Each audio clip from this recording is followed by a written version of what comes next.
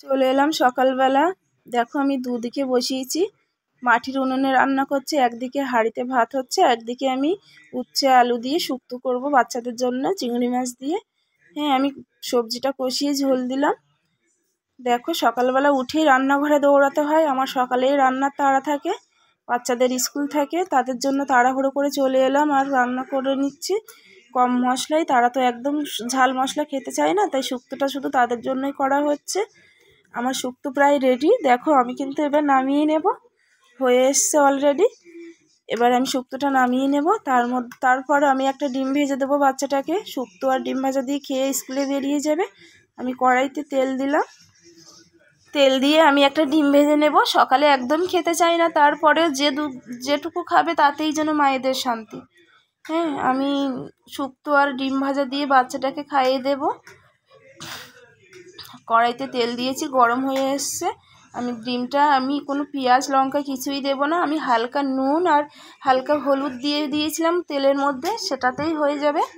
আমি এপিট ওপিট করে ডিমটা ভেজে তুলে নেব, নিয়ে বাচ্চাটাকে খাইয়ে দেবো। তারপর ওকে খাইয়ে স্কুলে বেরিয়ে গেলে আমি আবার দুটো রান্না করে নেব, সেটাও তোমাদের দেখাবো কি রান্না করব। চলো সাথে থাকো। আর আমি ডিমটাকে এবার তুলে নিয়ে তাকে খাইয়ে দিই নেই। আমি কিন্তু থালার মধ্যে নিয়ে নিয়েছি ওকে খাওয়াবো বলে, আর তরকারিটাও নেব। তবে আমার ভাতের হাঁড়ি এখনও উপর দেওয়া, সেটা তোলা হয়নি, সেটা তুলেই তাকে খাওয়াবো। আর খাওয়াটাকে তোমাদের দেখাচ্ছি না, কারণ অতটা টাইম নেই, ভিডিওটা অনেক বড় হয়ে যাচ্ছে। এই যে কাঁকড়া নিয়ে চলে এলাম, একটা কাঁকড়াই আমি আজকে পুঁই কাঁকড়া করব। বাগানেরই পুঁই শাক কেটে ধুয়ে নিয়েছি, বাগানটা তোমাদের একদিন ঘুরে দেখাবো। কাঁকড়াটাও কেটে ধুয়ে নিলাম, একটা কাঁকড়া, তবে কিন্তু শ্বাস হয়েছে অনেক। হ্যাঁ, তাতেই পুঁই শাকটা হয়ে যাবে। আমি কিন্তু ডিম ভাজার তেলটা ছিল একটু, সেটাতেই কাঁকড়াটা দিয়ে দিলাম, ভেজে নেব নুন আর হলুদ দিয়ে ভেজে তুলে নেব। দেখো তোমরা সাথে থাকো। আমরা তো মাছ মাংস রোজই খাই, শাক পাতা কবে খাই, খুবই কম খাওয়া হয়, তাই আমি আজ পুঁই করব। কাঁকড়াটা তুলে নিয়েছি ভেজে, আমি কড়াইতে জল দিয়ে দিলাম পরিমাণ মতো, কারণ পুঁই শাকটা সিদ্ধ হতে তো একটু দেরি হয়। আর মাটির উনুনে দেখবে চারিদিক দিয়ে ফুটে ওঠে, তাড়াতাড়িও হয়ে যায়। তবে তোমরাও তো অনেকেই করো মাটির উনুনে, করবে এভাবে, ভালো লাগবে। আমি কিন্তু পুঁই শাকে নুন দিয়ে দিলাম, আর দেব হলুদ, আর কাঁচা লঙ্কাটা দেব, দিয়ে ঢাকা দিয়ে দেব। ঢাকনা খুলে দেখব কি পর্যায়ে আছে আমার তরকারিটা ফুটে উঠছে, দেখেছো? মাটির উনুনে রান্না করলে কি সুন্দর হয়, চারিদিক দিয়ে যেন ফুটছে, তো ধোয়াতেই যেন একবারে ঢেকে আছে। আমি কিন্তু কাঁকড়াটা দিয়ে দিলাম, সেটা হয়তো তোমাদের দেখানো হয়নি। কাঁকড়াটা দিয়ে আমি একটু নাড়াচাড়া করে নেব, দেখব কি পরিমাণে আছে, সিদ্ধটা কতটা হয়েছে। জাল খেতে একটু দেরি হয়, তবে আমি কিন্তু পুঁই শাকে এখনও তেল দেইনি। পুঁই শাকে তেল দেব, পুঁই শাকটা নামিয়ে রেখে এবার তেল দেব। কড়াইতে তেল দেব, গরম হয়ে এলে আমি আগে থেকে রসুন থেতো করে রেখেছিলাম, সেটা তোমাদের দেখাইনি, তবে পুঁই শাকে রসুনটা একটু বেশিই যায়। আমি পুঁই শাকের মধ্যে রসুন দেব, আর পেঁয়াজ কুচি দেব। পেঁয়াজ কুচি রসুন দিয়ে আমি একটা তেজপাতা ফেলে দিলাম। তেজপাতা আমার শুকে দুকের সাথে আমার সব তরকারিতে দেওয়া লাগে। আমি কিন্তু জিরে ফোড়নও দিয়েছি, দিয়ে আমি এদিক সেদিক করে ভালো করে নাড়াচাড়া করে নেব, যাতে রসুনটা পেঁয়াজটা ভালোভাবে ভেজে আসে। তারপর আমি পুঁই শাকটা ঢেলে দেব। দেখো পুঁই শাকটা দিয়ে দিলাম, তরকারিটা প্রায় আমার হয়ে আসবে।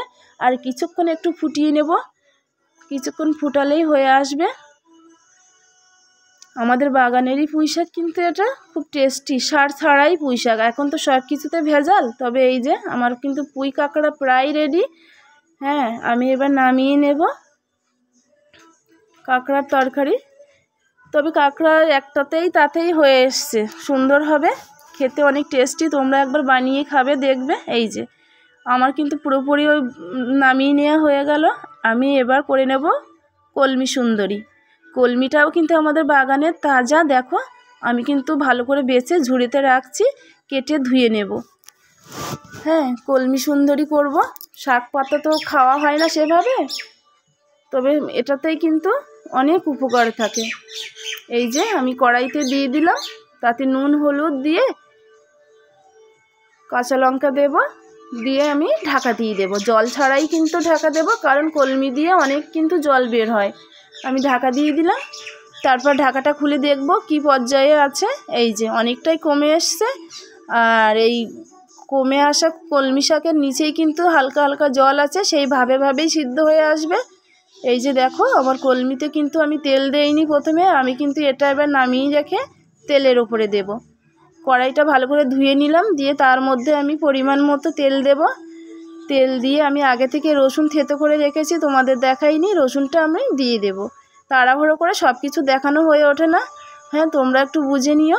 এই যে রসুনটা দিলাম, কলমিতে রসুনটাই বেশি যায়, কারণ শাক পাতাতে রসুন একটু দিতে হয়, তাই আমি এটাতে শুধু রসুন দিয়েছি।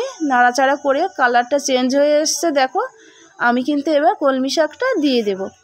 কলমি শাকটা দিয়ে আমি বেশ কিছুক্ষণ আর একটু নাড়াচাড়া করে নেব। একটু দেখলেই বোঝা যাবে কি পরিমাণে কি পর্যায়ে এসে দাঁড়ায়, তখন আমি নামিয়ে নেব। হ্যাঁ আমার কলমি সুন্দরী কিন্তু রেডি। এই যে তোমরা একবার বাড়িতে করে নিও, আর ভালো লাগলে ভিডিওটা সাবস্ক্রাইব, লাইক, কমেন্ট করে পাশে থেকো। ধন্যবাদ সবাইকে।